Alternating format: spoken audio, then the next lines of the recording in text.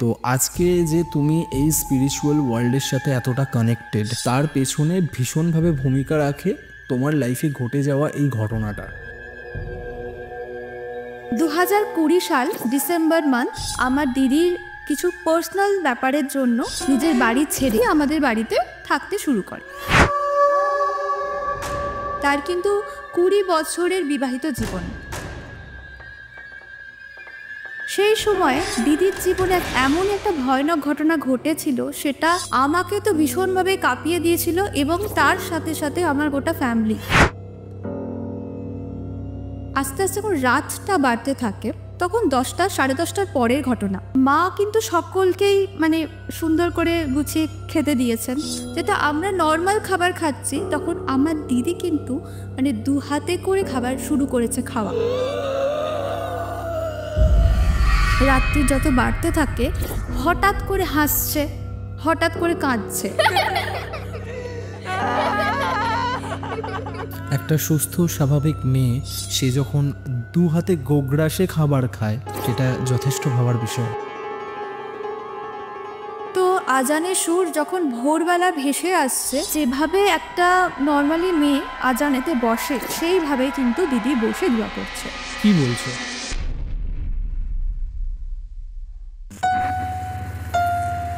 গল্পওয়ালা, the real paranormal experience.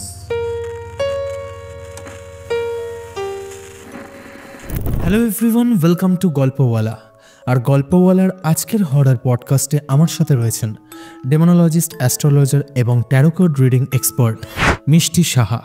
মিষ্টির পরিবারে বিগত বেশ কিছু বছর আগে ঘটে যায় এক মর্মান্তিক ঘটনা, যেই ঘটনা আপনাকে ভাবতে বাধ্য করবে একটা মানুষ এতগুলো বছর একসাথে থাকার পরেও কি করে তার মানসিকতা এতটা নিচে নামতে পারে, কি করে সে এত বড় ক্ষতি করার কথা চিন্তা করতে পারে। মর্মান্তিক একটা ঘটনা আপনারা আজকে শুনতে চলেছেন।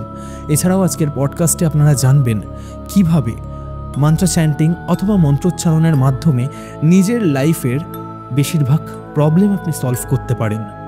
আজকের পডকাস্ট আপনারা এই মুহূর্তে কোথা থেকে লাইভ দেখছেন কমেন্ট করে জানান, তার সাথে লাইক বাটনটাও প্রেস করুন। আর আপনারাও যদি চান আপনাদের লাইফে ঘটে যাওয়া কোনো রিয়েল লাইফ প্যারানর্মাল ইনসিডেন্ট আপনারা আমার সাথে এবং গল্পওয়ালা পরিবারের সাথে শেয়ার করবেন, তাহলে অবশ্যই গল্পওয়ালার অফিসিয়াল ইমেল আইডি storyteller@gmail.com অথবা আমার ইনস্টাগ্রাম আইডি storyteller_অরিত্রকে ফলো করে ইনবক্সে ঘটনা লিখে পাঠাতে পারেন। এখন ঘড়িতে রাত্রি 9টা আর আমি অরিত্র থাকছি আপনাদের সাথে আরও একটা মারাত্মক হরর পডকাস্ট নিয়ে। Hello Mishti. Hello, welcome to Golpowala. Thank you. আজকে ইউটিউবে তোমার প্রথম পডকাস্ট। এখানে তুমি একটা ভয়ানক ঘটনা শোনাতে এসছো, তার সাথেও আমরা আরও অনেক কিছু বিষয় আলোচনা করব। তবে সবার প্রথমে আমি জানতে চাই তুমি কেমন আছো? আমি খুব ভালো আছি, তুমি কেমন আছো? আমিও ভীষণ ভালো আছি। তো বেশ কিছুদিন আগে আমাকে দেবজ্যোতিদা তোমার কন্ট্যাক্ট ডিটেলস শেয়ার করেন এবং বলে যে এই মেয়েটার সাথে তুমি কথা বলে দেখো, ওর কাছে একটা বেশ ভয়ানক ঘটনা আছে যেটা ওর ফ্যামিলিতে ঘটেছে। তো আমি তখন তোমার সাথে কন্ট্যাক্ট করে ব্যাপারটা জানতে পারি। ইনফ্যাক্ট আমার পুরোটা শোনা হয়নি, কারণ যখন ফোনে তুমি আমাকে কিছুটা বলেছিলে এই ঘটনাটা, তখনই আমার বেশ গা ছমছম করছিল। ঘটনাটা এতটাই ক্রিপি এবং এতটাই সিরিয়াস একটা কেস।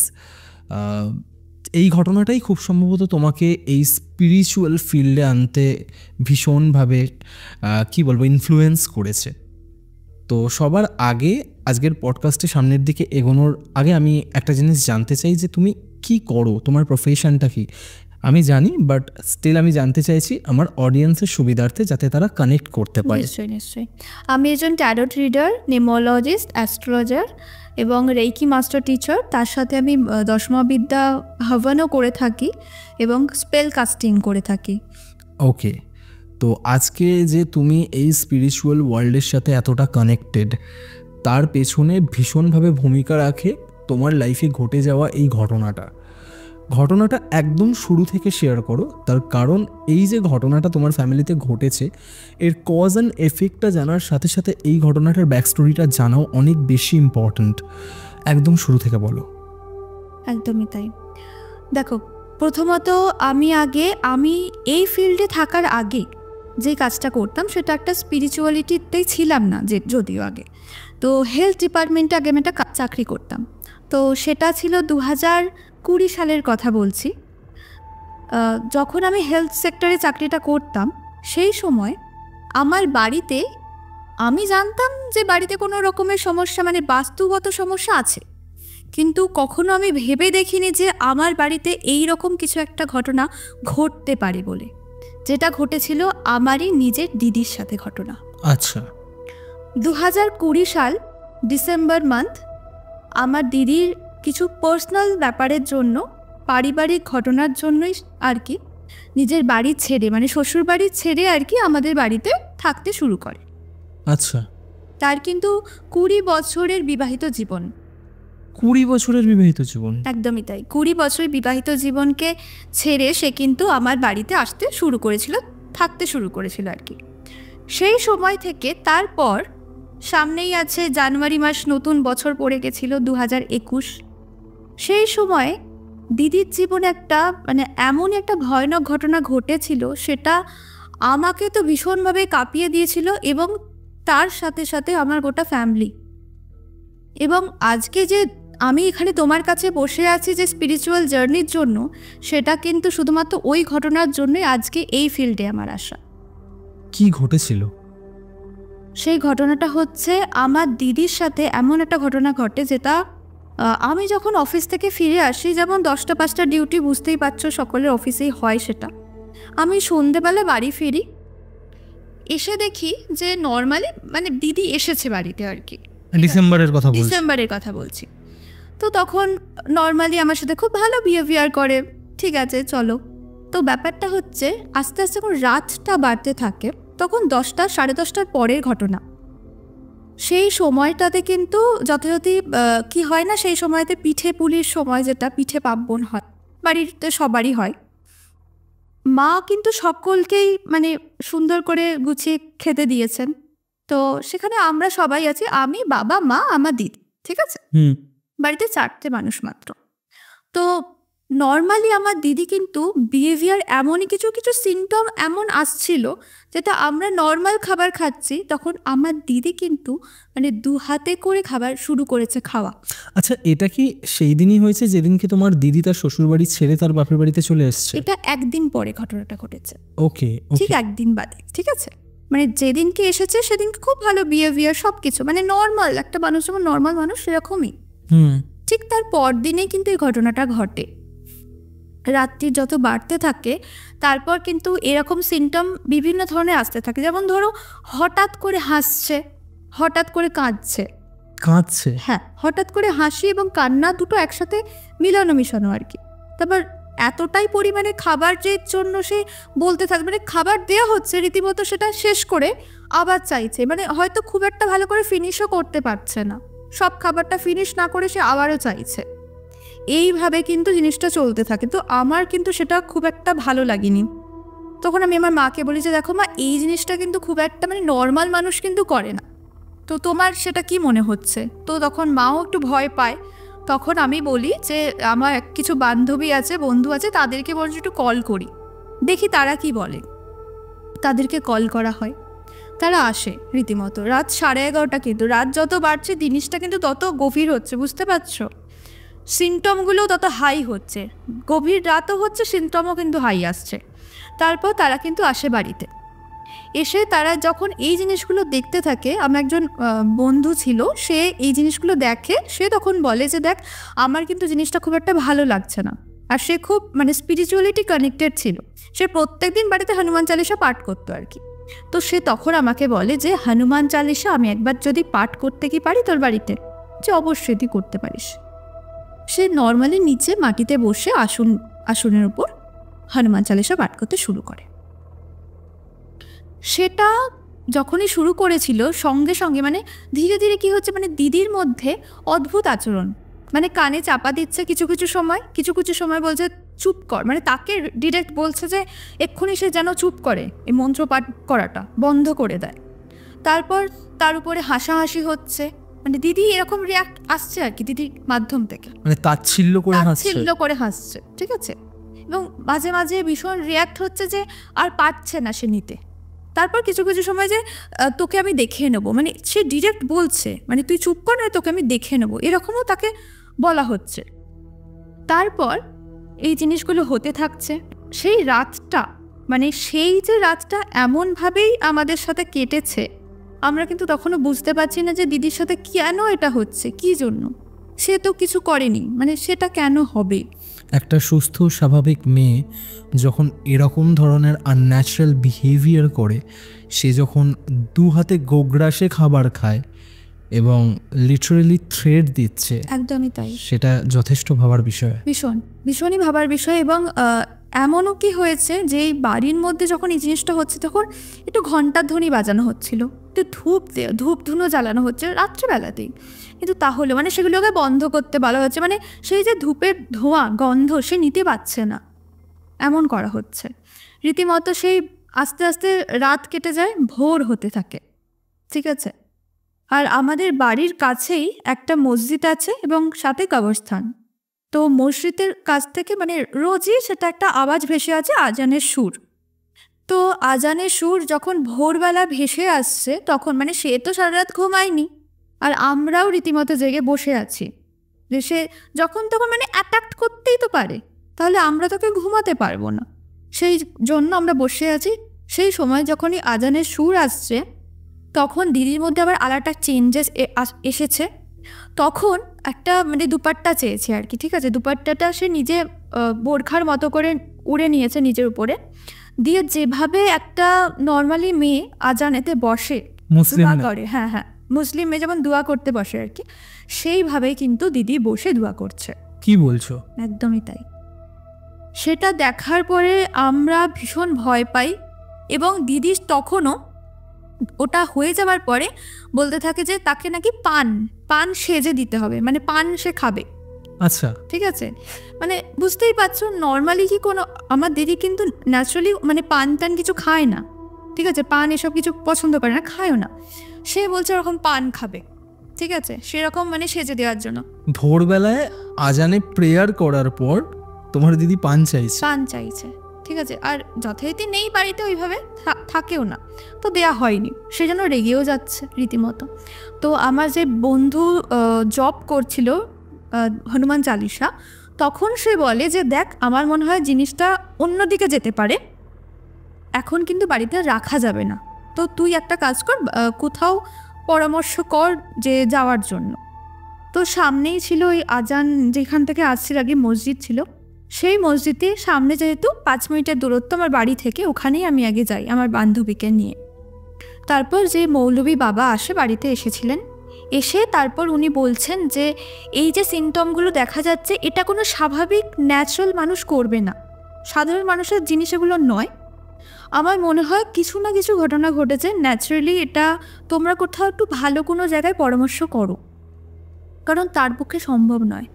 আর বাড়ি থেকে দিদিকে নিয়ে মৌলভীর কাছে যেতে আমরা পারিনি, সেই কারণে ওনাকে ডাকা হয়েছিল বাড়িতে, ঠিক আছে।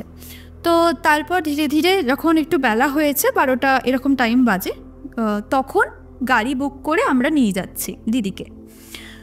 যখন নিয়ে যাওয়া হচ্ছিল, আমার বাড়ি কিন্তু হাওড়া, ঠিক আছে, অনেকেই জানবে যে হাওড়া থেকে মানে বেলিরিয়াস রোড থেকে টিকিয়াপাড়া যাওয়ার রাস্তাতে কিন্তু টোটালি ওটা একটা মোহামেডান এরিয়া এবং ওখানে আজান হয়, ঠিক আছে। ওই রাস্তা ধরেই যেতে হবে, নাহলে হাওড়া ব্রিটিশ আমরা উঠতে পারবো না। তো ওই রাস্তা ধরে যা হচ্ছে, তখনই আজান ঠিক 12টার সময় আবার হতে শুরু করেছে, দুপুর 12টা। তখন কিন্তু যখন শুরু হয়েছে রীতিমতো দিদি কানে এইভাবে চাপা দিচ্ছে রাস্তায় যেতে যেতে, ড্রাইভারের দিকে এমনভাবে তাকাচ্ছে, ড্রাইভারটাও না মানে ভয় পেয়ে যাচ্ছে যে কেন ওনার কি কিছু হয়েছে, মানে ওনার কি শরীরটা খারাপ, এমনভাবে তাকাচ্ছে। ভাবতে পারবে না গাড়ি যে চালাবে যে ড্রাইভার, সে মানে ভয় পেয়ে যাচ্ছে রীতিমতো, মানে নার্ভাস ফিল করছে সে, এটা হচ্ছে।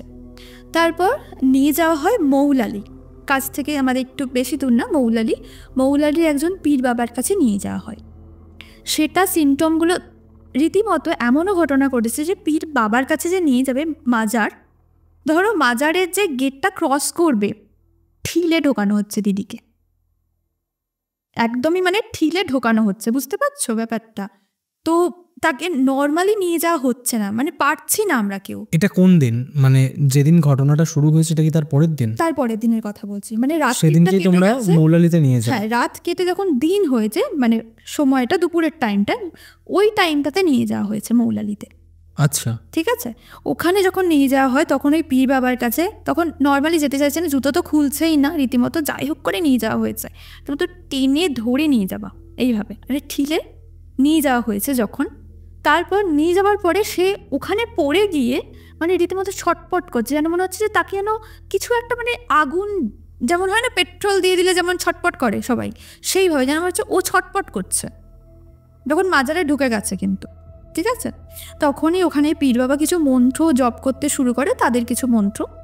তখন সে একদম থাকতে পারছে না এবং মাথা ঘুরে পড়ে যায়, সেন্সলেস হয়ে যায়। তারপরে তারা আমাদেরকে বলে যে তার উপরে কোনো রকম প্রেতাত্মা, নর্মালি কিছু না, তার উপর কোনো কেউ জিন চালনা করেছে।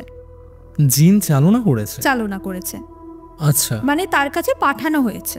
ঠিক আছে, তো রীতিমতো তার কিছু জিনিস নিয়ে, যেমন ধরো জিন যদি চালনা করা হয় তাহলে তার পরনের কিছু কাপড় লাগবে, তার শাড়ি হোক বা জামা কাপড় সেটা লাগবে, তার কিছু ইউজ করা জিনিস, তার মাথার চুল লাগবে। এই সমস্ত জিনিস দিয়ে সেই জিনকে জাগ্রত করে তার কাছে মানে পাঠানো হয়েছে আর কি, আমার দিদির কাছে। এবং তার খুব কাছের একজন মানুষ, আমি এখানে এখন নামটা বলতে পারবো না, তো তার খুব কাছের একজন মানুষই কিন্তু সেটা করেছে। আচ্ছা, তারপর রীতিমতো জিনিসটা কন্টিনিউ এইভাবে বাড়িতে নিয়ে আসা হয়, কিন্তু তারপরেও কিন্তু সবটা ঠিক হয়নি।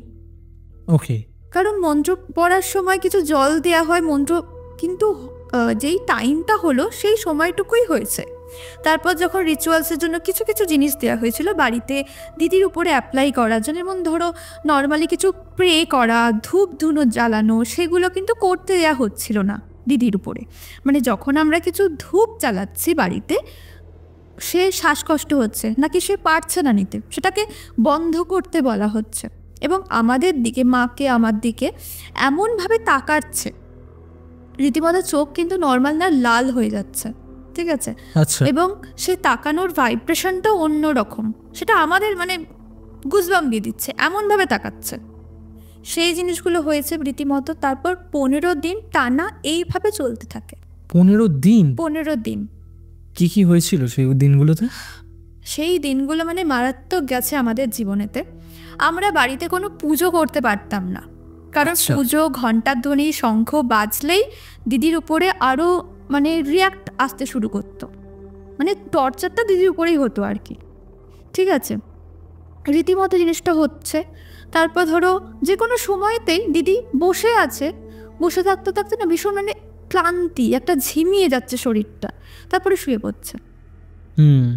আর শুয়ে পড়ছে যখনই, তার সেরকম মানে রীতিমতো যেন মনে হচ্ছে তার উপরে কেউ মানে একটা হয় না যে পাশবিক অত্যাচার করছে, সেই রকম যেন তার একটা চিৎকার ভেসে আসছে তোমার দিদির উপর থেকে। একদমই তাই। এবং এমনই চিৎকার হচ্ছে, তার শরীরে ভীষণভাবে মানে চিরে যাওয়ার দাগ আসছে। ঠিক আছে, এবং এমনই শরীরের মধ্যে ক্ষতবিক্ষত হতে থাকছে যে আমরা ফিল করছি যে তার উপরে কিছু একটা হচ্ছে। সেটা মানে এতটাই কষ্ট, মানে সেটা ফিল করতে পারতাম আমি। তুমি চোখের সামনে দেখেছো জিনিসটা হতে? চোখের সামনে দেখেছি, এবং ইনফ্যাক্ট এটা আমি এখনো ফিল করছি, মানে ভাবছি যে কি হতো, মানে জিনিসটা এরকম জিনিস কিন্তু ঘটনাটা ঘটতো, রীতিমতো সে কষ্ট পেত। তারপর যখন এই ঘটনাটা ঘটছে, রীতিমতো টানা রোজ হচ্ছে, রোজের রোজ, মানে রোজ রীতিমতো যখন টানা একটা মানুষের উপর এরকম অত্যাচার হতে থাকছে, তখন আমাদের কি হতে পারে, আমরা কি করতে পারি? তখন আমি এই ফিল্ডে কিন্তু টোটালি কিছু জানি না। আজকে যে স্পিরিচুয়াল দুনিয়ায় আছি আমি, টানা 5 ইয়ার্স হয়ে গেল আমার, কিন্তু আমি তখন কিচ্ছু মানে বিগ জিরো, আমি কিচ্ছু জানতাম না, রীতিমতো ভয় পেতাম। ঠিক আছে, তো এই জিনিসগুলো হতো। তারপর যখন কন্টিনিউ এগুলো চলতে থাকছে, তারপর এমন এইভাবে চলতে চলতে কিছু রিচুয়ালস দিতে দিতে রাত্রিবেলা ঘুমাতে ঘুমাতে হঠাৎ করে ঘুম ভেঙে যাওয়া দিদির। ঠিক আছে, হঠাৎ করে জেগে ওঠা, তারপর মাকে জোরে জোরে ডাকতো যে মা আমি আর পাচ্ছি না, আমার খুব কষ্ট হচ্ছে। এটা তোমার দিদিই বলতো? হ্যাঁ, যেন মনে হচ্ছে ভেতর থেকে ও বলছে। তারপর ধরো বিছানার সামনে যেন মনে হচ্ছে ও ফিল করতো যে কেউ একজন আছে আশেপাশে, ওর মাথার কাছ দিয়ে যেন কেউ একটা ঘুরে যাচ্ছে, এরকম একটা ফিল আসতো ওর, এবং ভয় ভয় পেয়ে উঠতো। আর প্রত্যেক দিন যখন আজান হতো তখন ওর অ্যাক্টিভিটি কি হতো? তখন সেইভাবেই সেই অ্যাক্টিভিটিটাই করতো, মানে দোয়া করতো, বসে প্রে করতো, ঠিক আছে। আর সেই জিনিসগুলো কন্টিনিউ হতে থাকতো। মানে আস্তে আস্তে যখন হয় না যে একটা শরীরের মধ্যেও কিন্তু অনেক প্রেতাত্মা বাসা করে ফেলে, যেমন একটা বাড়িতেও থাকতে থাকতে মানে নর্মালি দেখবে একটা অন্ধকার রুম যদি ফেলে রাখো সেখানেও কিন্তু একটা বাসা হয়ে যায় নেগেটিভিটির ছায়া, সেইভাবে ওর শরীরের মধ্যেও কিন্তু একটার পর একটা এইভাবে 5টা কিন্তু প্রেতাত্মা বাসা করে ফেলছিল, ঠিক আছে। এইভাবে শুরু মানে চলতে চলতে চলতে চলতে জিনিসটা অনেকটাই মানে একদম নিচের দিকে যখন নেমে যায় তখন আর মানে শেষ রাস্তা আমরা কিন্তু মৌলবীর কাছে গিয়েছিলাম, যেটা মৌলালির কথা তোমাকে বললাম। ওটা ছাড়াও আর একটা মৌলবীর কাছে যারা হয় সেটা হচ্ছে ডোমজুরের দিকেই পড়ছে, মানে আমাদের মাকড়দা ডোমজুর ওই সব সাইডে। ওখানে কুমির মারা বলে একটা জায়গা আছে, আচ্ছা, ঠিক আছে। ওখানে একজন খুব বড় একজন জ্যোতিষী মানে তান্ত্রিক আছেন আর কি, উনি এই সমস্তই কাজ করেন। আচ্ছা, ওটা মৌলবী না তান্ত্রিক? মৌলবী, মানে মুসলিম তান্ত্রিক যেটা, ঠিক আছে। ওখানে শুধু এরকম প্রেতাত্মাই ছাড়াতে লোকজন যায়। ওকে। না, আমরা যখন গেছি রীতিমতো মানে লাইন পড়ে আছে ওই সব ছাড়ানোর জন্য। তারপর ওইভাবে রীতিমতো ওনার কাছে যাওয়া হয়।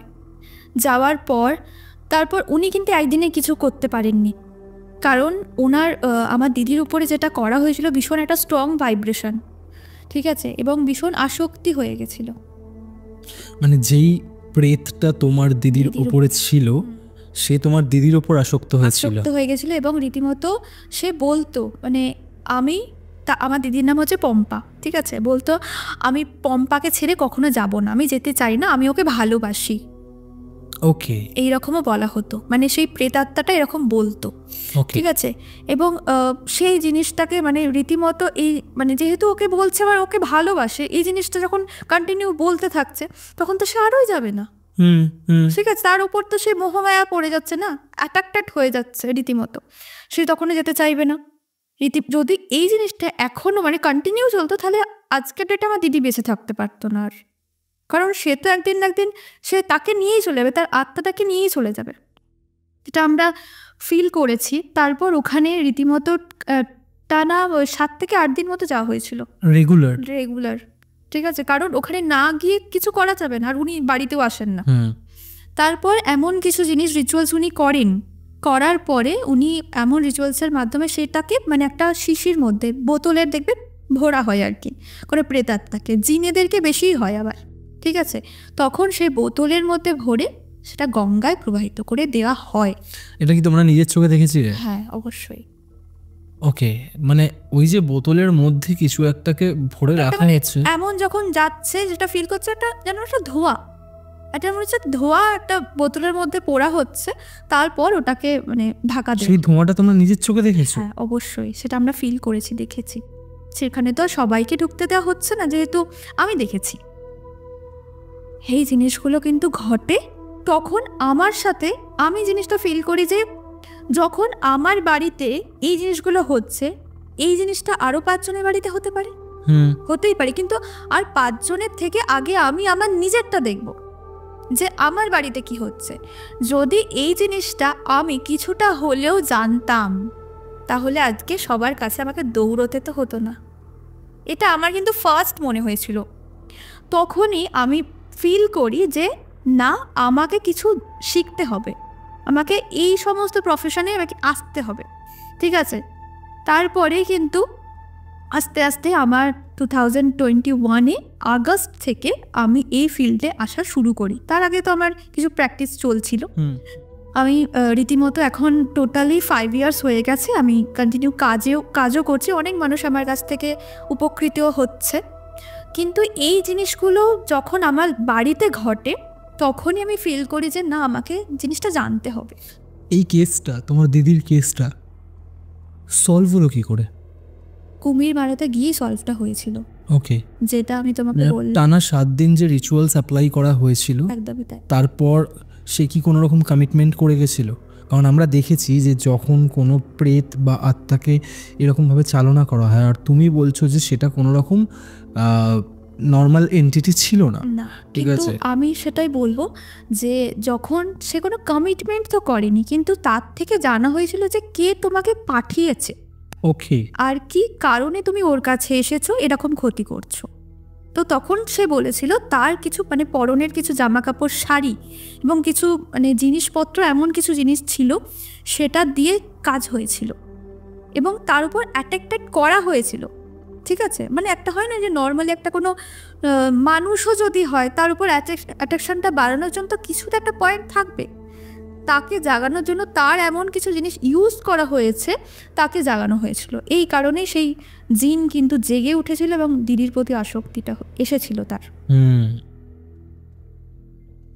তো তারপর তোমার মনে হয় যে চ্যারিটি বিগিনস অ্যাট হোম, তোমাকে নিজের বাড়ি থেকেই শুরু করতে হবে এবং এই ফিল্ডে তোমার জার্নি শুরু হয়। নিশ্চয়ই, কারণ নিজের বাড়িটাকে আগে প্রোটেক্ট করব, তারপর তো মানুষজন।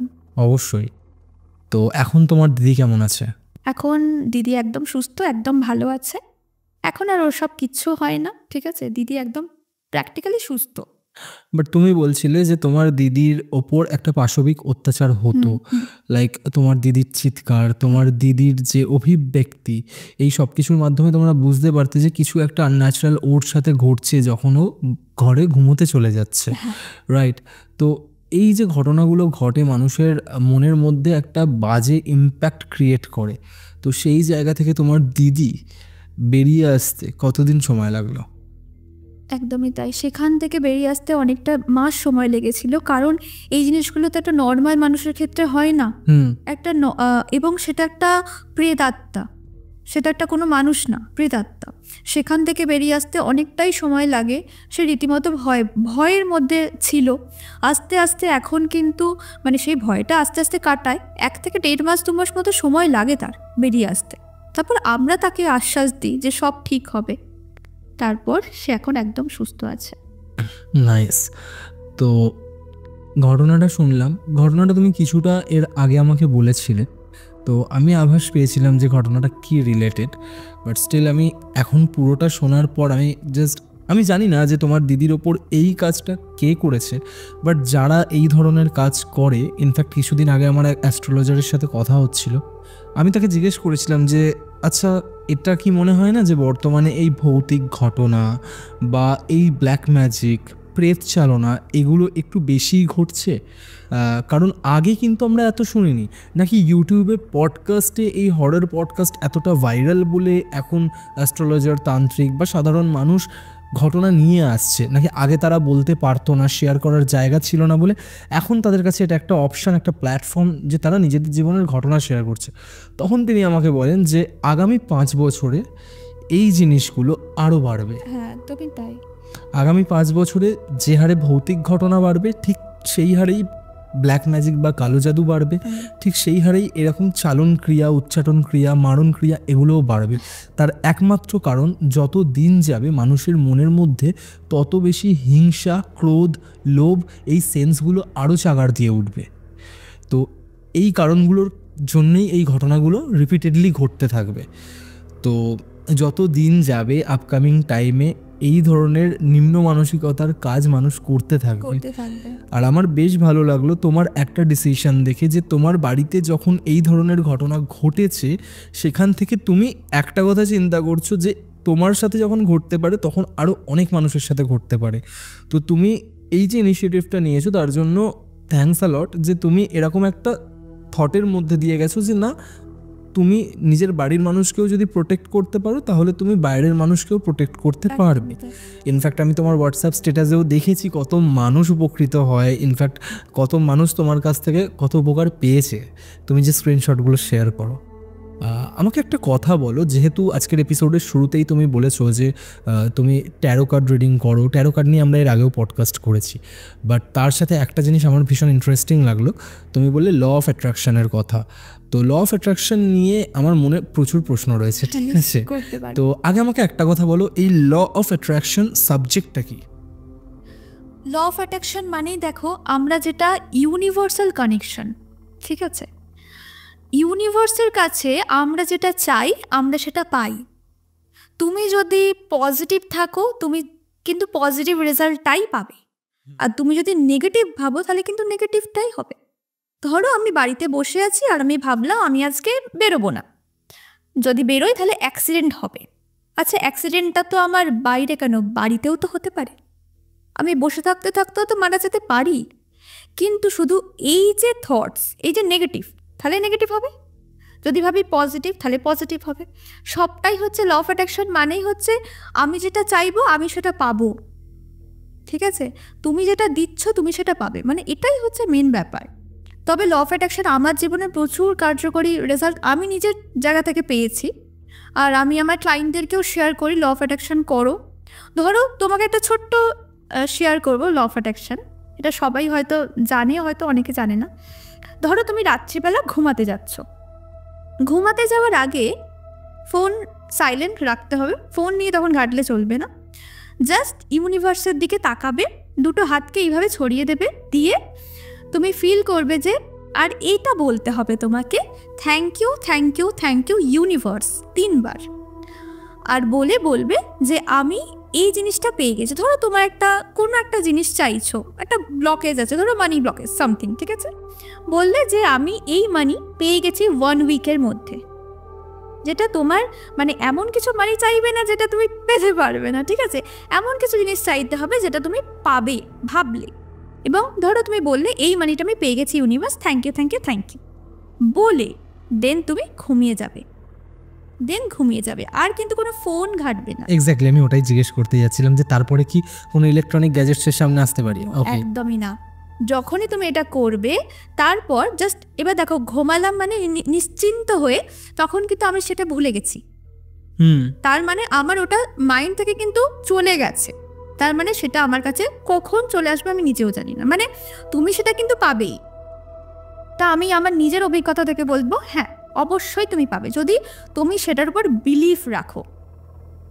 অবশ্যই একটা হচ্ছে তোমাকে বিশ্বাস রাখতে হবে, বিশ্বাসে মেলাই বস্তু কার্যে বহুদূর কথাতেই আছে, যদি তুমি সেটা বিশ্বাস করো তুমি সেটা 100 না 1000% তুমি পাবেই, কিন্তু সেটাকে নিয়ে আর ভাবলে চলবে না।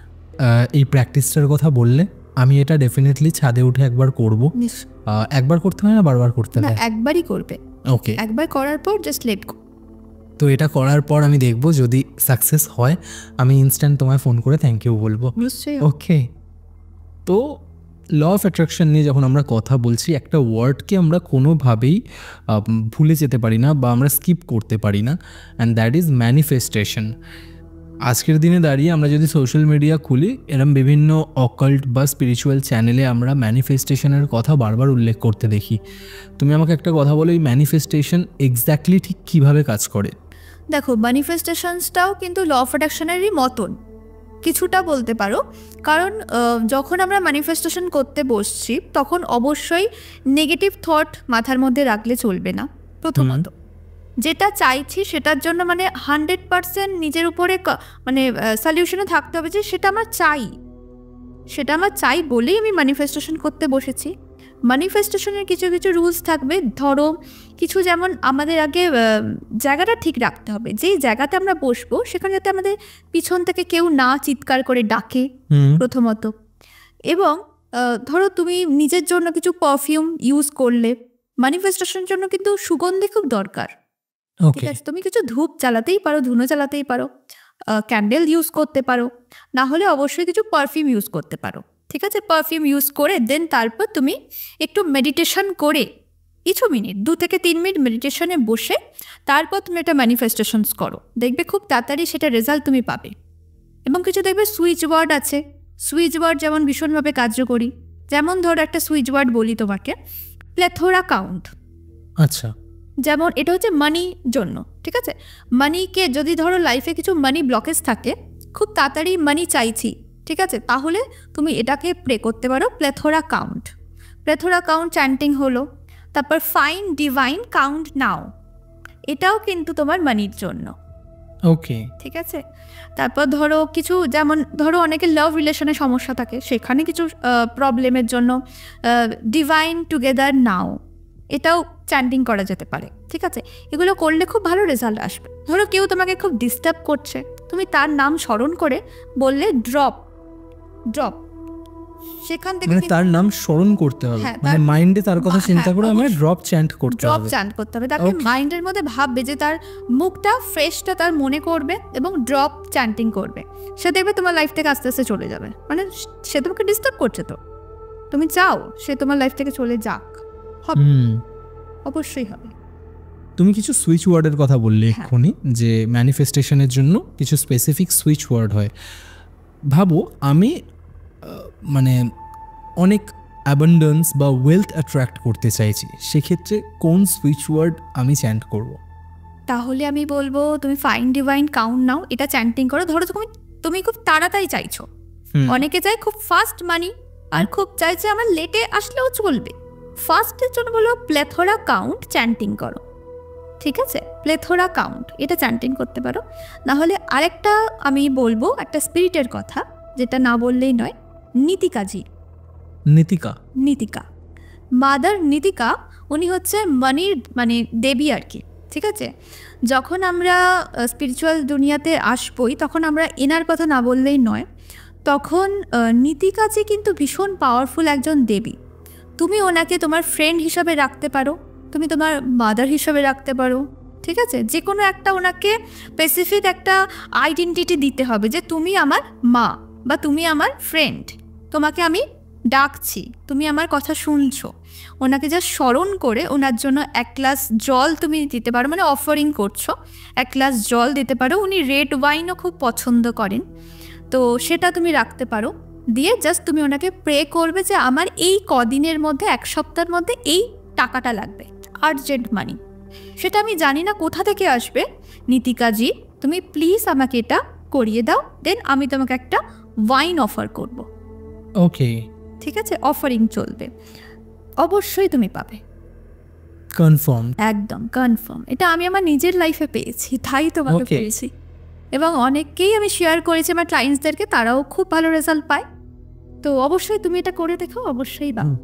না, এই মুহূর্তে আমার অত পয়সার দরকার নেই, বাট যেদিন মানে যদি কখনো কোনো রকম ক্রাইসিসে আমি পড়ি, তো ডেফিনেটলি আমি চেষ্টা করব এরকমভাবেই ম্যানিফেস্ট করার। তুমি কি বলতে চাইছো যে এই যে ম্যানিফেস্টেশন বা ল অফ অ্যাট্রাকশন, এটা কোথাও না কোথাও আমাদের একটা মাইন্ড বা মস্তিষ্কেরই প্রক্রিয়া?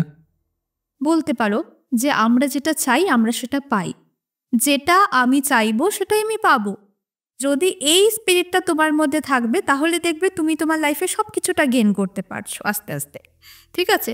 ধরো এমন একটা হতেই পারে না, আমি বাড়িতে বসে আছি আর আমি ভাবছি যে আমি এখন বেরোবো না, অ্যাক্সিডেন্ট হতে পারে, তাহলে তো আমার বাড়িতে না বেরোলেও তো অ্যাক্সিডেন্ট হতে পারে, এক্স্যাক্টলি, তাই না? তো সেটাই, যে আমি বাইরে যখন বেরোবো তখন কিন্তু আমার মাইন্ড সেট আপ থাকবে যে পজিটিভ, বা বাড়িতেও পজিটিভ। শুধুমাত্র নিজের জন্য পজিটিভ ভাববো বা অন্যদের জন্য পজিটিভ ভাববো না সেটাও কিন্তু না, সেখানেও আমাকে পজিটিভই ভাবতে হবে। যেটা তুমি মানে একদম প্রেজেন্ট টেন্সে বলছো সেটাই তোমার লাইফে হচ্ছে, ঘটনাটা ঘটবে। মানে আমরা যদি আজকে ভগবানের কাছে যাই ফর প্রেয়ার, তখন ভগবানের সামনে গিয়ে আমাকে এরমভাবে বলতে হবে যে তুমি আমাকে ভালো রেখেছো, একদম ভালো রেখেছো, এটাই বলবে। আচ্ছা, এবার একটা কথা বলি, ধরো আমরা তো অনেক স্পিরিচুয়ালিটি মানে ভগবানের দিকে যাচ্ছি, যেমন ধরো মা কালীর মন্দির, মা তারার মন্দির, বা বৌদ্ধ মন্দির, তাই না? তো বৌদ্ধ মন্দিরের কথা যদি একটু বলি, তাহলে বৌদ্ধ মত নিয়ে আমাদের অনেক ধরনের কিন্তু মন্ত্র আছে বৌদ্ধ মত। যেমন ধরো ওম মানি পদ্মে হম, ওটা আমার গেটের বাইরেই লাগানো আছে। নিশ্চয়ই, মানে এটা তো বুঝতেই পারছো কতটা পাওয়ারফুল, ভীষণ ভীষণ। তুমি যদি তোমাকে একটা জিনিস বলি, ধরো ওম মানি পদ্মে হম, তুমি জাস্ট সাউন্ডটা চালিয়ে দিয়েছো, তুমি এবার মেডিটেশনে বসেছো, তুমি যেটা ভাববে সেটাই হবে। সিরিয়াসলি? একদমই তাই। এটা হয়তো তুমি জানতে না, আমি জানতাম। তুমি এটা করো কখনো। ওম মানি পদ্মে হম ভীষণ পাওয়ারফুল মন্ত্র। আরেকটা মন্ত্র বলবো, ওম নামু হৌ রেঙ্গে কৌ, নামু হৌ রেঙ্গে কৌ। আচ্ছা, এটা একটা বৌদ্ধ মন্ত্র।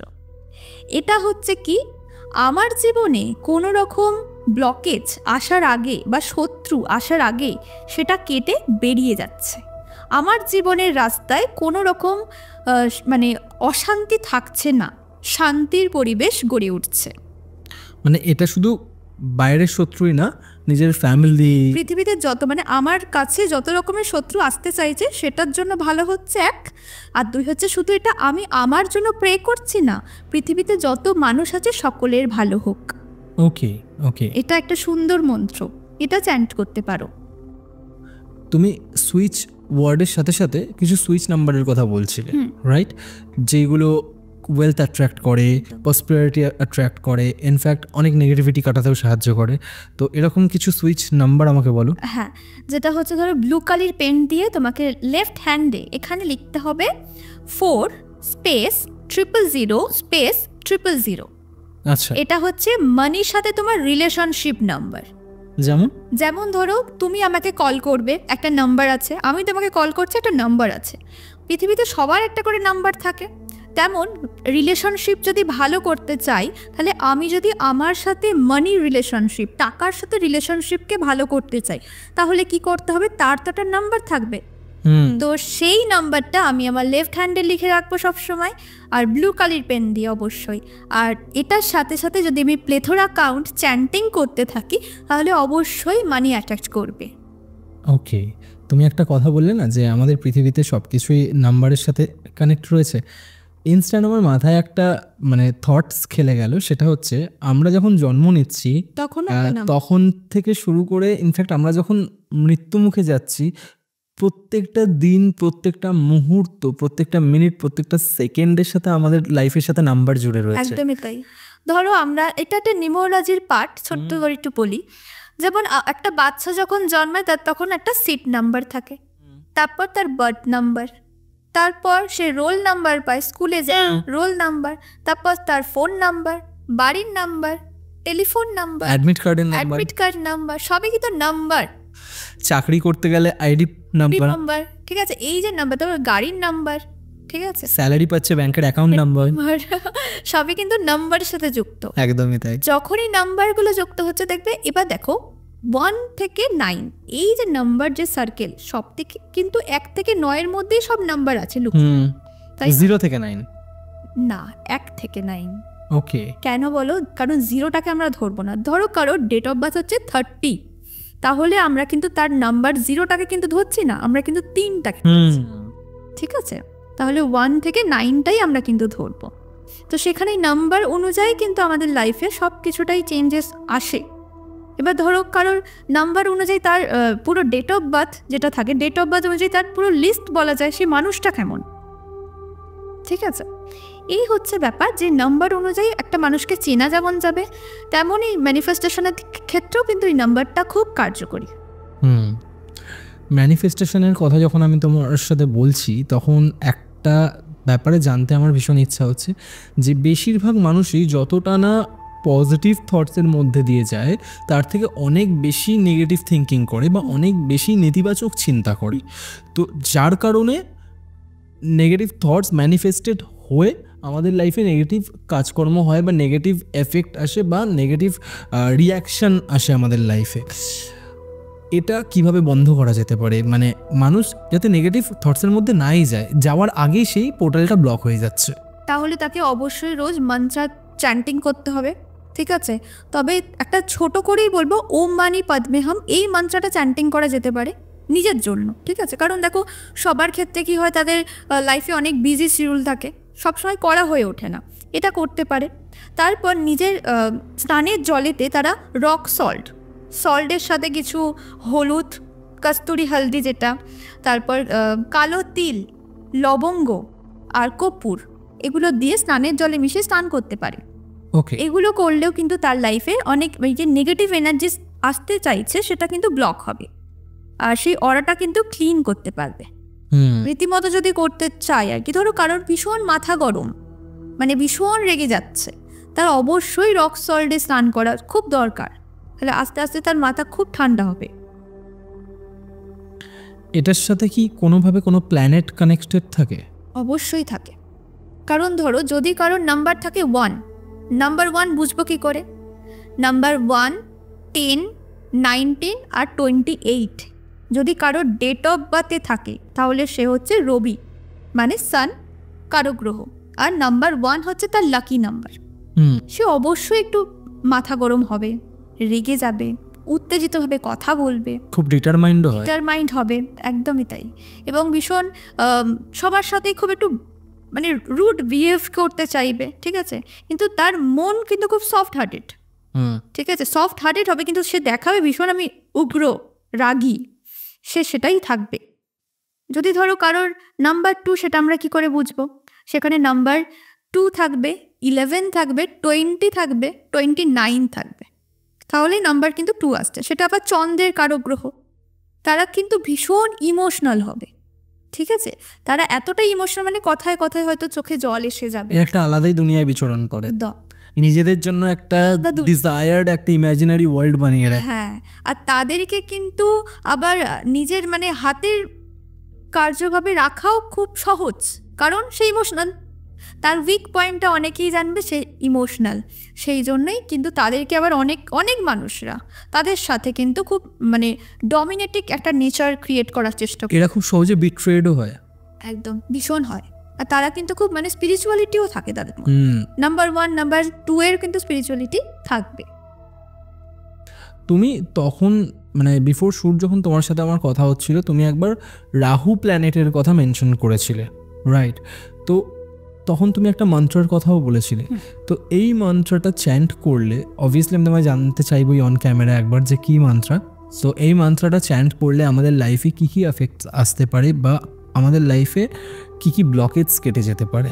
দেখো, রাহু আমাদেরকে কি দিতে পারে? রাহু দেয় আমাদেরকে মানি এবং হঠাৎ করে ইনকাম। হঠাৎ ধরো কোনো লটারি কাটবে, যদি তোমার ভাগ্যে থাকে, তাহলে রাহু যদি ভালো থাকে তাহলে কিন্তু তোমার লটারিটা লাগছে, ঠিক আছে, তাহলে রাহুকে ভালো করতে হবে। তাহলে আমরা কি করব? রাহুর যদি মন্ত্র জপ করতে পারি, এভরিডে তুমি ওম ব্রাম ব্রোম ব্রিম স রাঘবে নমঃ, আর একবার বলো, ওম ব্রাম ব্রোম ব্রিম স রাঘবে নমঃ, এটা তোমাকে 110 টাইম এটা চ্যান্টিং করতে হবে, ঠিক আছে, 108 টাইমস, ওকে, ঠিক আছে। চ্যান্টিং করলে প্রত্যেক দিন, চ্যান্ট করার পরে কিন্তু আমার মনে হয় মেনলি প্রত্যেক দিনের থেকেও মেন হচ্ছে বুধবার তুমি চ্যান্টিংটা করো। কেন? কারণ বুধবার হচ্ছে রাহু দেবতা, যেটা গ্রহ, রাহু গ্রহ আমাদের বুধকে এফেক্ট করতে পারে। যখন আমাদের বুধকে এফেক্ট করবে মানে আমাদের বুদ্ধিকে নষ্ট করবে, তাহলে বুদ্ধিকে যদি আমরা ভালো রাখতে চাই তাহলে অবশ্যই বুধবার থেকে কিন্তু শুরু করা খুব দরকার। আমি এভরিডে মানে স্নান করার পর যখন আমি পুজো করি তখন আমি একটা রাহুর মন্ত্র চ্যান্ট করি, সেটা 108 বার, অ্যান্ড দ্যাট ইজ ওম রাহবে নমঃ, এটা আমি 108 বার চ্যান্ট করি। তো আজকে প্রথমবার তোমার কাছ থেকে এই মন্ত্রটা জানতে পারলাম। আছে, দুটোই আছে, তুমি যেটাই হোক করতে পারো। ওকে, আর এটা বুধবার চ্যান্ট করাটা আরও অনেক বেশি এফেক্ট হবে, এফেক্টিভ। ওকে, তো এবার আমরা একটু ম্যানিফেস্টেশনের টপিকটা থেকে একটু বেরোতে চাই, কারণ তো যখন তোমার সাথে প্রথম কথা বলছিলাম আজকের পডকাস্টে, তুমি স্পেল কাস্টিংয়ের কথা বলেছিলে, আর আমার এই কোয়েশ্চেনটা বহুদিন ধরে মনের মধ্যে রয়েছে, কারণ আমার এই পডকাস্ট বা অকাল্ট পডকাস্ট করার ক্ষেত্রে বহু মানুষের সাথে পরিচয় হয়, তারা অনেক সময় এই স্পেলের কথা উল্লেখ করে থাকেন। তুমি আমাকে একটা কথা বলো, এই স্পেল কাস্টিং কি অ্যাকচুয়ালি হয় নাকি এটা কোনো রকমভাবে একটা সাইকোলজিক্যাল কিছু, মানে যেটা দিয়ে মানুষকে বোঝানো হয় যে না তোমার কাজটা হচ্ছে, অথচ হয়তো সেই জিনিসটা হওয়ারই ছিল? আচ্ছা দেখো, যেটা আমরা সবাই জানি, যেটা আমাদের ভাগ্যে থাকে আমরা সেটা পাবো, সেটা আমরা জানি, কিন্তু যেটা ভাগ্যে না থাকে সেটাও কিন্তু আমরা অনেকে ডিজার্ভ করে ফেলি, সেটা চাওয়া পাওয়ার ভিতরে বাইরে হয়ে যায়, কিন্তু সেটাও কিন্তু পাওয়া যায়, যেটা আমরা স্পেলের মাধ্যম থেকে। এটা স্পেল কাস্টিং, যেমন উইচ স্পেল যেটা আমরা বলে থাকি, উইচ কাপ স্পেল, তো সেই স্পেলের মাধ্যমে যেটা হয়ে থাকে, ধরো লাভ স্পেল কেউ বলছে, তার লাইফে যদি সে পাওয়ার থাকে সে তো নর্মালি সে আসবেই, কিন্তু যদি সে না পাওয়ার থাকে তাহলেও কিন্তু সে আসবে, কারণ সেই স্পেলের মাধ্যম থেকে এমন কিছু জিনিস আমরা করে থাকি স্পেল কাস্টিংয়ে, সেটা কিন্তু হয়, অবশ্যই রেজাল্ট পাওয়া যায়। তো তোমার কি মনে হয় না এই যে স্পেল কাস্টিংয়ের কথা যে তুমি বলছো, এর মধ্যে যেমন আছে লাভ স্পেল কাস্টিং, যেমন প্রোটেকশন স্পেল কাস্টিং, এই ধরনের স্পেল কাস্টিংগুলো অ্যাপ্লাই করে নিজের কর্মফলকে কোথাও না কোথাও ডিসরাপ্ট করা হচ্ছে? কারণ মানুষ তার ভাগ্যে সেটাই নিয়ে আসে যেটা তার অ্যাকচুয়াল কর্মফল, পূর্বজন্মের কর্মফল। তো পূর্বজন্মের নির্ধারিত কর্মফল হিসেবেই কিন্তু আমাদের বার্থ চার্ট তৈরি হয় বা আমাদের বর্তমান জন্মের যে ভাগ্য নির্ধারিত হয় সেটা। তো যেটা আমার ভাগ্যে নেই তার মানে সেটা আমার কর্মফলের দরুনই আমার ভাগ্যে নেই, আমি সেটা পেতে চাইছি, তো তার জন্য আমি স্পেল কাস্টিং করছি। তো এটা কি কোথাও না কোথাও গিয়ে আমার এই জন্মের কর্মফলটাকে ডিসরাপ্ট করছে না? অবশ্যই করছে। ওকে, করছে, কারণ যেটা আমার নেই ভাগ্যে সেটা আমি চাইছি। এমনও কিন্তু কেসেস এসেছে বা হয়েওছে, ধরো সেই মানুষটা তার জীবনে ফিরে এসেছে কিন্তু সারা জীবনের জন্য না। ওকে, কারণ সে চেয়েছিল এসেছে, কিন্তু সে যদি তার ভাগ্যে না থাকে, সে কিন্তু তার ভাগ্যে না থাকলে সেটা কখনোই সম্ভব নয়। স্পেলের মাধ্যমে অবশ্যই পাওয়া যায়, তাকে পেতে পারলো, এলো তার জীবনে, কিন্তু সারা জীবনের জন্য পেল না। এটাও কিন্তু হয়। যেমন ধরো protection spell, black magic remove spell আছে, বিভিন্ন ধরনের কিন্তু স্পেল আছে। তুমি মন্ত্রা হিলিংও করো? ওকে, এই মন্ত্রা হিলিংয়ের প্রসিডিওরটা কি? মন্ত্রা হিলিং যখন আমরা করতে বসি, যখন ধরো রীতিমতো একটা মানুষকে আমি হিল করব, তাহলে অবশ্যই তার একটা পিকচার লাগবে, তার নাম লাগবে, আর তার অ্যাড্রেসটা লাগবে। জাস্ট আমি তার আগে অ্যাড্রেসটা দেখবো আর পিকচারটা আগে দেখবো। পিকচার অ্যাড্রেস দেখার পর দেন মন্ত্রা হিলিং করতে যখন বসা হবে, দেন চোখ বন্ধ করা হবে, ঠিক আছে? দেন মেডিটেশন মুডে যেতে হবে। তারপর তাকে ভিজুয়ালাইজেশনস করতে হবে যে তার পিকচারটাকে ভিজুয়ালাইজেশনস করার পর তার কোথায় প্রবলেম সেটাকে আমাকে ভাবতে হবে। বা ধরো কারোর হার্টের সমস্যা, কারোর পেটের সমস্যা হতেই পারে, কারোর লাভ রিলেশনশিপের সমস্যা, সেগুলোকে হিল করার জন্য তারপর তার হিলের পদ্ধতিটা কিন্তু চলবে, সেটা মন্ত্রার মাধ্যমে চলবে। আর কোনো মানুষ যদি নিজেকে মন্ত্র হিল করতে চায় তাহলে তাকে সেই পদ্ধতিটা শিখতে হবে। ওকে, কারণ না শিখে তো কোনো কিছু হবে না করা। মানে আমি যদি নিজেকে হিল করতে চাই তার জন্য আমাকে প্রপারটা গাইড করতে হবে, টেকনিকটা আমাকে জানতে হবে তোমাকে। ধরো তুমি নিজেকে হিল করবে, তুমি যদি না জানো আমি এর পর স্টেপটা কি করব, তাহলে কি তুমি করতে পারবে? সেটা সম্ভব না। তাহলে তোমাকে আগে প্রপারটা জেনে নিয়ে তারপর করতে হবে। তো নর্মাল মন্ত্র চ্যান্টিং আর মন্ত্র হিলিং দুটো পুরোপুরি ডিফারেন্ট। হিলিং আলাদা, চ্যান্টিং আলাদা। হিল হচ্ছে কারোর লাইফে প্রবলেম আছে, সেটাকে আমি সমস্যাটা সমাধান করে দিচ্ছি, সেটাকে হিলিংয়ের মাধ্যমে করা হচ্ছে। রেগুলার বেসিসে যখন আমরা কোনো মন্ত্র চ্যান্ট করি বা মন্ত্র চ্যান্টিং করি, সেগুলো একই মন্ত্র যদি আমরা রিপিটেডলি বারবার জপ করি, যেমন ধরো আমি যখন পুজো করতে বসি তখন আমি শুরু করি মহামৃত্যুঞ্জয় মন্ত্র দিয়ে, দেন আমি রাহু মন্ত্র জপ করি, দেন আমি রুদ্রাবতারায় মন্ত্র জপ করি, দেন আমি হনুমান চালিসা চ্যান্ট করি, সবার শেষে শ্রীরামচন্দ্রকে প্রণাম করে আমি আসন ছেড়ে উঠি। ওকে, তো আমি যখন প্রত্যেক দিন নিয়মিত সেম মন্ত্র রিপিটেডলি চ্যান্ট করছি, সেটা আমার শরীর আর মনের উপর কীরকম এফেক্ট দেবে? সেটা খুবই ভালো এফেক্ট দেবে। কারণ ধরো তুমি একটা টিচারকে রোজ কল করছো, রোজ তার সাথে কথা হচ্ছে, যখন সেই টিচারের সাথে আমার রোজ কথা হবে তাহলে তার সাথে আমার রিলেশনটা ভালো হবে। আমি যদি রোজ মা তারাকে ডাকি তাহলে তার সাথে আমার রিলেশনটা ভালো হবে। যেমন তুমি নর্মালি রোজ গায়ত্রী মন্ত্র জপ করছো, তাহলে তোমার সাথে গায়ত্রী মন্ত্রের যে ভাইব্রেশন, সেই পাওয়ারটা তোমার সঙ্গে আসছে, কানেক্টেড হচ্ছে, মহামৃত্যুঞ্জয় কানেক্টেড হচ্ছে। তার মানে কি, ধরো তুমি রাস্তায় যদি কোনো বিপদে পড়ো, তুমি যদি মনে মনেও তাকে স্মরণ করো, তবে তো তোমার কাছে সে আসবে, তাই তো? এটাই হয়। মানে তুমি যখনই যেটা নিয়ে ভাবছো যে এই মন্ত্রটা তোমার সাথে কার্যকরী, অবশ্যই তুমি সেটা প্রেয়ার করবে এবং তোমার ডেলি বেসিক্সে কিন্তু কাজে লাগবে। বেদ বা তন্ত্রভিত্তিক যে মন্ত্রগুলো রয়েছে, এই মন্ত্রগুলোও যদি চ্যান্ট করা হয় তাহলে সেটা আমাদের মনের ওপর কিরকম প্রভাব ফেলতে পারে? সেখানে মনের সাথে তোমার মানে কি বলবো, মনের এবং দেহের মধ্যে একটা নানান পরিবর্তন ঘটবে। যেমন ধরো তুমি তন্ত্রভিত্তিক যদি বলো, সেখানে কোনো মন্ত্র যখন তুমি চ্যান্টিং করতে বসবে, তোমার আধ্যাত্মিক মানে স্পিরিচুয়ালিটির সাথে তুমি ভীষণভাবে কানেক্টেড ফিল করবে।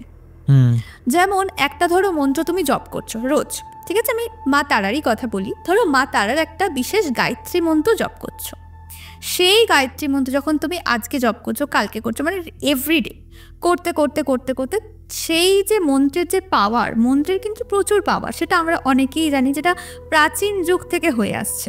মন্ত্র তো প্রাচীন যুগ থেকে আসছে, সেই মন্ত্রের পাওয়ার কিন্তু ভীষণভাবে কানেক্টেড। আর আমি যখনই আমার কোনো ক্লায়েন্টকে কিছু সাজেশন দিও, আমি কোনো রকম পাথর, কিছু চুনি পান্না এসব কিন্তু সাজেশন দিই না, পড়তে বলি না। আমি সবসময় মন্ত্র চ্যান্টিং করতে বলি। ওকে, কারণ মন্ত্রের থেকে পাওয়ারফুল আর কিছু হতে পারে না। আমাদের লাইফে যদি আমি কিছু ভালো চাই, তাহলে একটা মন্ত্রই কিন্তু আমার জীবনটাকে ভালো করতে পারে, সেটা আমার বিশ্বাস। তোমার কি মনে হয় সবচেয়ে পাওয়ারফুল মন্ত্র যেটা তোমার লাইফকে এনহ্যান্স করেছে অনেক বেশি, সেটা কি? দেখো, সেরকম তো পাওয়ারফুল মন্ত্র প্রচুর আছে, অনেক আছে। তবে আমি বলবো, যেহেতু আমি দশমবিদ্যা নিয়ে কাজ করি, তো আমার লাইফে দশমবিদ্যার যে মন্ত্র আছে, পাওয়ারফুল যে মন্ত্র, সেটা আমার লাইফে কিন্তু প্রচুর পরিমাণে কার্য করে। সেটা আমি রোজ চ্যান্টিং করি, যেটা আমি আমার রোজ প্রেয়ারে করে থাকি, সেই মন্ত্র। এরপরে আমরা একটা পডকাস্ট করব যেখানে আমি একটা টপিক নিয়ে কথা বলতে চাই। আমি তোমার হোয়াটসঅ্যাপ স্ট্যাটাসে দেখেছি সেটা, যে বাড়িতে তুমি ধূমাবতী দেবীর পুজো করো, যেটা ন্যাচারালি কিন্তু হয় না। তো এই বিষয়ে আমরা কথা বলবো, যেহেতু তুমি দশমহাবিদ্যার উল্লেখ করলে, আমি সেই কারণেই বললাম। এটা নিয়ে আমরা ইন ফিউচারে একবার কথা বলবো। আরেকটা কথা তোমার কাছ থেকে আমি জানতে চাই, সেটা হচ্ছে এই যে মন্ত্র চ্যান্টিং তুমি বলছো, মন্ত্র চ্যান্টিং নিয়ে আরও বেশ কিছু প্রশ্ন আমার আছে, ঠিক আছে? কিন্তু তার আগে এই আমরা যে ল অফ অ্যাট্রাকশন, ম্যানিফেস্টেশন, মন্ত্র হিলিং অ্যান্ড চ্যান্টিং নিয়ে কথা বললাম, অনেক সময় আমরা দেখেছি যে মানুষ প্রচুর কেসেস এরকমও হয় যে মানুষ ম্যানিফেস্ট করে, মানুষ ল অফ অ্যাট্রাকশনের ল ফলো করে, সেই জিনিসগুলোকে পাওয়ার জন্য মন্ত্র চ্যান্টিংও করে, কোনো কিছু বাদ দেয় না ইনফ্যাক্ট। তো সেক্ষেত্রে দেখা যায় এত কিছু করার পরেও কিন্তু সে সেই জিনিসটা পেল না। তাহলে নিশ্চয়ই তার কোথাও ডাউট ছিল, তার বিলিফ সিস্টেমে কিছু প্রবলেম ছিল। ওকে, কারণ ধরো সে সব কিছু ট্রাই করে নিয়েছে, লাস্ট সে ভাবছে যে হয়তো সেটা আর আমার দ্বারা হবে না, হতে পারে না, তাহলে তার মানে বিলিফে প্রবলেম। যখনই সে বিলিফটার প্রবলেম করছে, তখন সেটা কিন্তু তার হাতের নাগালে বেরিয়ে যাচ্ছে, সেটা কিন্তু সে আর পাচ্ছে না। ওকে, তাই আমি যখনই বলি, আমি যখন নিজেও কোনো কাজ কারোর জন্য করি, তখন তাকে সেটাই বলা হয় যে তোমার কাজ আমি করছি, কিন্তু তোমাকে বিলিফ থাকতে হবে যে কাজটা হয়ে গেছে। যখন তুমি জানবে যে হয়ে গেছে কাজটা, জানবে তুমি খুব তাড়াতাড়ি রেজাল্ট পাচ্ছ। কেউ 5 দিনে পায়, কেউ 2 দিনে, আবার কেউ 5 মাসে, কারণ তার বিলিফ সিস্টেমের প্রবলেম। পুরোটাই ডিপেন্ড করছে নিজের বিশ্বাসের ওপর, যে তুমি কতটা ইন ডেপথ থেকে সেই সাবজেক্ট বা সেই জিনিসটার উপর বিশ্বাস করতে পারছো যে হ্যাঁ তুমি এই জিনিসটা পেয়ে গেছো। হ্যাঁ, ওকে, একদম তাই। এই কথাগুলো বলতে বলতেই তুমি একবার গায়ত্রী মন্ত্রের কথা উল্লেখ করেছো। আমি এটা শুনেছি যে গায়ত্রী মন্ত্র নাকি সবসময় যে কোনো স্থানে নাকি চ্যান্ট করা যায় না, এটা কেন? কারণ এটা একটা মহত্ব আছে। কারণ ধরো তুমি তোমার গায়ত্রী মন্ত্র জপ করছো, তুমি তোমার বাড়িতে বসে চ্যান্টিং করাটা খুব বেটার হবে আর কি। কারণ ধরো এমন কোনো জায়গা থাকলো যেখানে পরিবেশটা ঠিক নয়, নেগেটিভ জিনিস থাকতে পারে। তবে হ্যাঁ, গায়ত্রী মন্ত্র জপ করলে অবশ্যই সেই জায়গাতে যদি নেগেটিভিটি থাকেও, সেটাও কিন্তু তোমার ধারে কাছে আসতে পারবে না, ঠিক আছে? তার সাথে তুমি চণ্ডী পাঠও করতে পারো যদি চাও। এটা ভীষণ পাওয়ারফুল একটা এনার্জি তুমি পেতে পারো। ওকে, মানে গায়ত্রী মন্ত্র চ্যান্ট করার জন্য আমার আইডিয়াল প্লেস বা আইডিয়াল সময় কি হতে পারে? একদম ব্রহ্মমুহূর্ত। কারণ গায়ত্রী মন্ত্র মানেই তুমি ব্রহ্মমুহূর্তে চ্যান্টিং করো, সেটা তোমার জন্য বেস্ট হবে। একদম কি স্নান করে পরিষ্কার সময় হয়? অবশ্যই, কারণ স্নান করে পরিষ্কার হয়ে দেন তারপরে তুমি মন্ত্র জপ করবে, সেটা করলেই বেটার। আমি যেহেতু বেশ কিছু মানুষের সাথে এরকম ডিসকাস করি বা কথা বলি, আর আমি তোমাকে তখন বললাম যে এভরিডে আমি স্নান করে উঠেই মহামৃত্যুঞ্জয় মন্ত্র চ্যান্ট করি। আরও অনেক মন্ত্র আছে, বাট মহামৃত্যুঞ্জয় মন্ত্র চ্যান্ট করি, বাট আমি জানি না আমি কী পারপাসে করি। ওকে, আমার মূল উদ্দেশ্য একটাই থাকে, যখন আমি মন্ত্র চ্যান্ট করি তার আগে আমি এটা মেনশন করি স্বয়ং মহাদেবের কাছে যে আমি এই কারণে মন্ত্র চ্যান্ট করছি যাতে আমার পারিপার্শ্বিক প্রত্যেকটা মানুষ সুস্থ থাকে, তাদের স্বাস্থ্যোন্নতি হয় এবং তাদের দীর্ঘায়ু কামনা করে আমি এই মন্ত্র চ্যান্ট করছি। এবার তুমি আমাকে একটা কথা বলো, এই যে আমি এই কথাটা বললাম দিয়ে এই যে মন্ত্র আমি চ্যান্ট করলাম, তাতেই কি প্রত্যেকের অরাতে শিল্ড ক্রিয়েট হয়ে যাচ্ছে?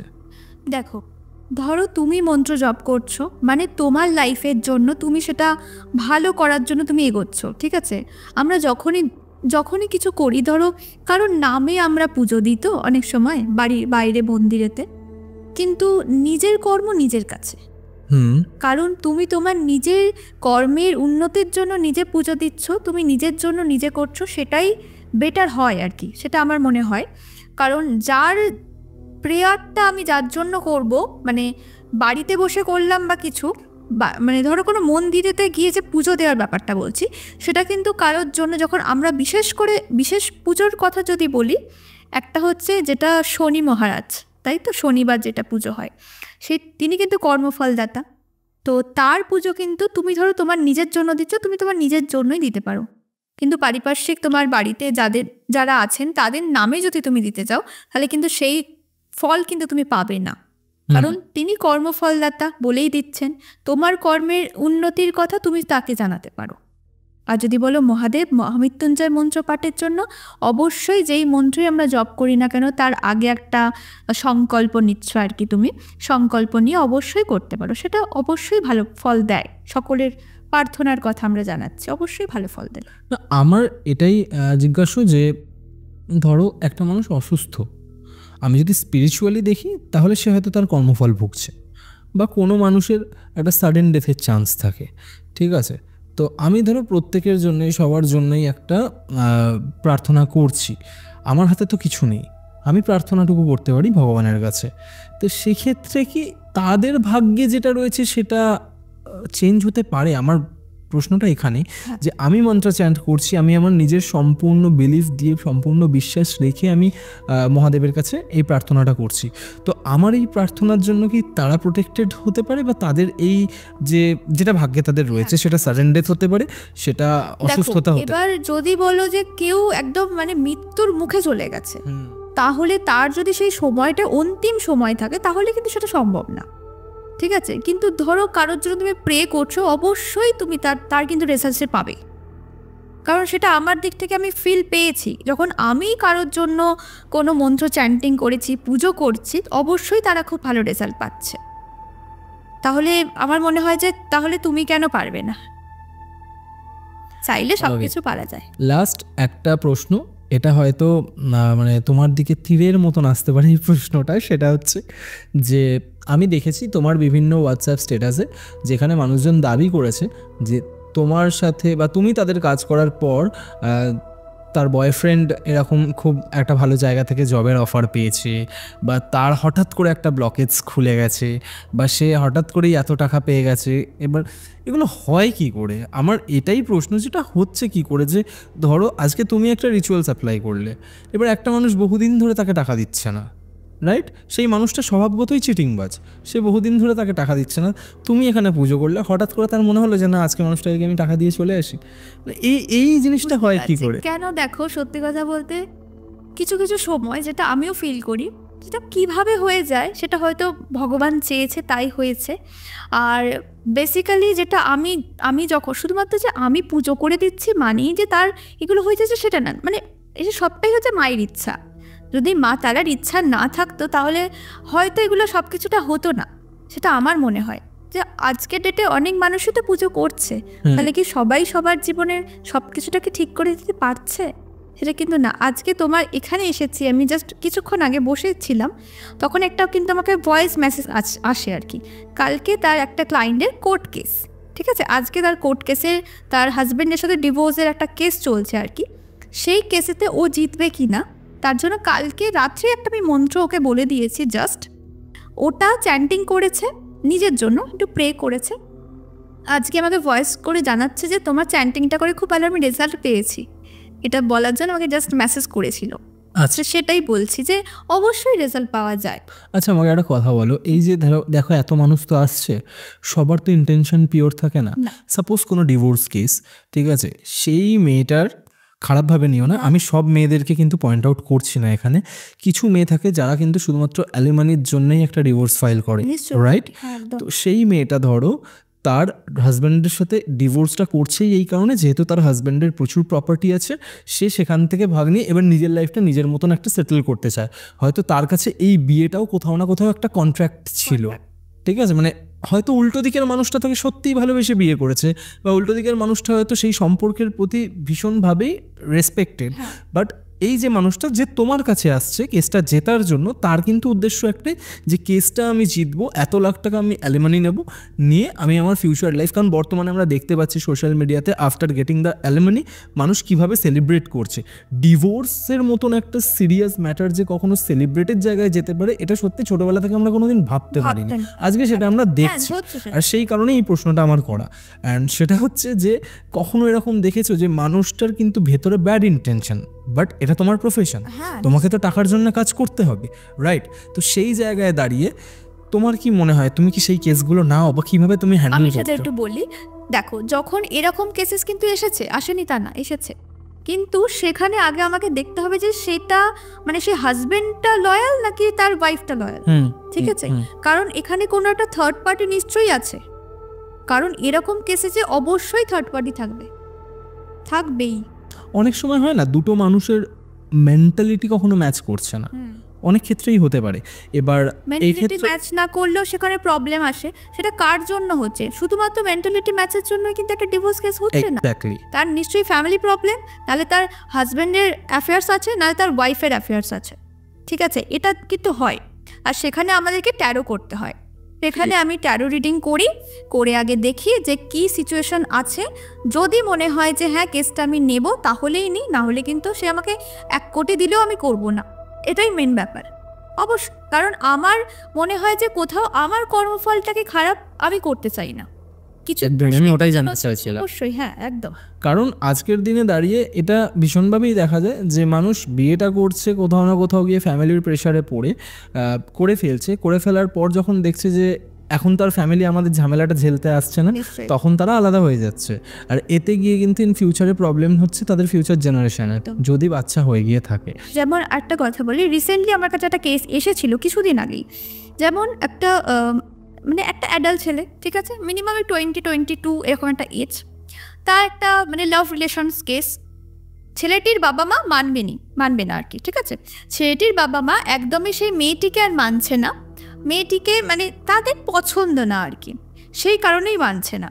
যেহেতু মানছে না, সেই জন্য তার মানে ছেলেটির মা, তার সাথে আমার রিলেশন খুব ভালো, সে আমাকে বলছে যে তার ছেলের সাথে যাতে মেয়েটির রিলেশনটাকে কাটিয়ে দেওয়া হয়, ঠিক আছে? কিন্তু সেটা তো আমি করব না। কারণ কেন করব না? কারণ তাদের রিলেশনশিপটা তো ভালো, বাট তাদের রিলেশনে কিন্তু কোনো থার্ড পার্টি নেই।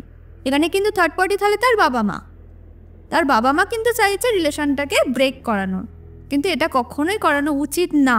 কারণ যদি কেউ করে তাহলে কিন্তু তার লাইফের প্রবলেম আসবে।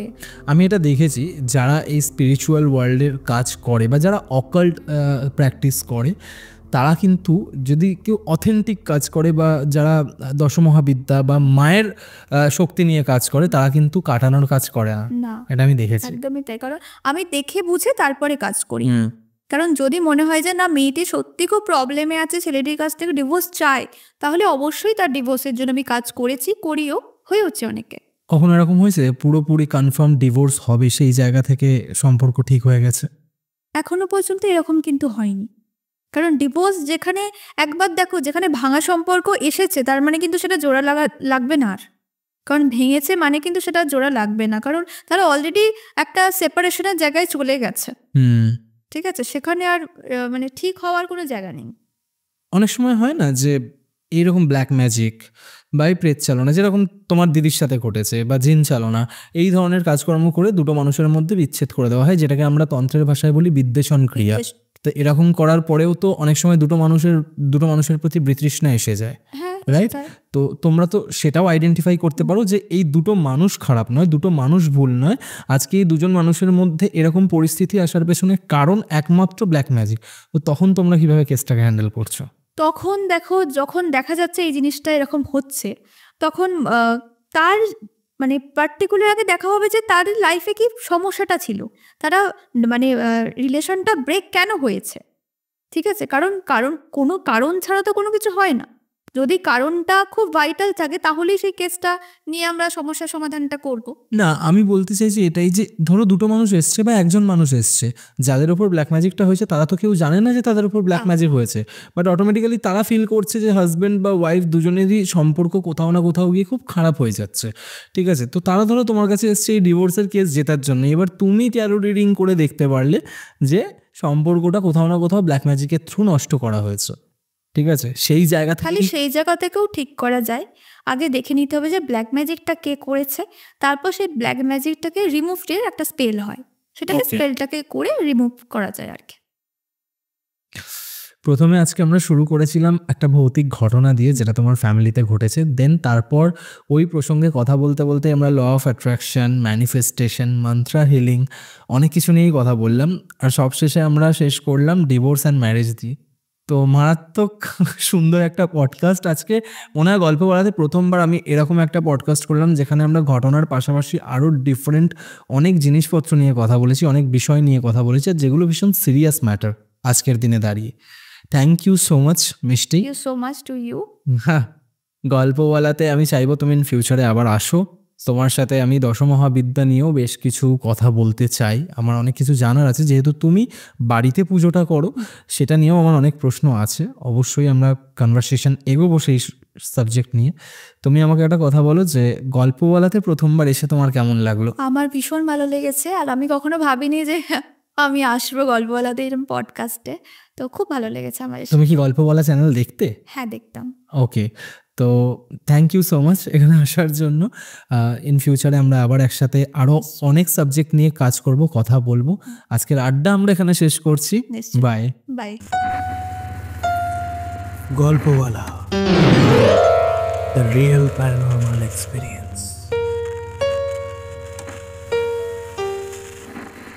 তো কেমন লাগলো আজকের এপিসোড কমেন্ট করে জানাতে ভুলবেন না। যদি ভালো লেগে থাকে তাহলে লাইক বাটনটা প্রেস করার সাথে সাথে শেয়ার বাটনও প্রেস করুন। আর যদি গল্পওয়ালা ইউটিউব চ্যানেল আজকে প্রথমবারের জন্য ভিজিট করে থাকেন তাহলে চ্যানেলটা সাবস্ক্রাইব করার পাশাপাশি স্পটিফাই পডকাস্টটিকেও ফলো করতে ভুলবেন না, ভুলে গেলে চলবে না। গল্পওয়ালা আমার আপনার প্রত্যেকের নিজেদের যৌথ পরিবার। আজকের এপিসোড আমি এখানেই শেষ করছি। শনিবার আসছি আরও একটা নতুন ভৌতিক এক্সপিরিয়েন্স নিয়ে।